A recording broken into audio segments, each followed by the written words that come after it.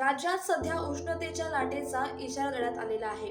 गेल्या 2 दिवसांपासून पारा नेहमीपेक्षा जास्त वर चढताना दिसतोय। यामुळेच राज्यात उष्माघाताचे बळी गेल्याच्या घटना देखील दिवसेंदिवस वाढू लागल्यात। तर उष्माघात म्हणजे काय जाणून घेऊयात। नमस्कार, मी दक्षता पाटील, जय महाराष्ट्र मध्ये तुमचं स्वागत। कडाक्याच्या उन्हात काम केल्यानं किंवा शरीरात उष्णता निर्माण झाल्यानं त्रास होऊ लागल्यास त्यातील गंभीर प्रकार म्हणजेच उष्माघात। याला सनस्ट्रोक किंवा हीट स्ट्रोक असंही म्हटलं जातं। तर आता या उष्माघाताची लक्षणं काय आहेत?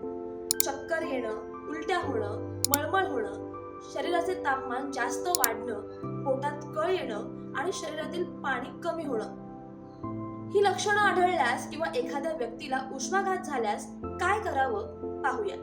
एखाद्या व्यक्तीला उष्माघात झाल्यास तात्काळ डॉक्टरांशी संपर्क साधावा। दरम्यानच्या काळात त्याला थंड सावलीच्या ठिकाणी झोपवावं। ओल्या कपड्यानं त्याचं शरीर पुसून घ्यावं। त्याच्या डोक्यावर साधं पाणी टाकत राहावं। एकंदरीत त्याच्या शरीराचं तापमान कमी करण्याचा प्रयत्न करावा। त्या व्यक्तीला ORS किंवा लिंबू सरबत द्यावं। तर अशाच माहितीसाठी पाहत राहा जय महाराष्ट्र न्यूज।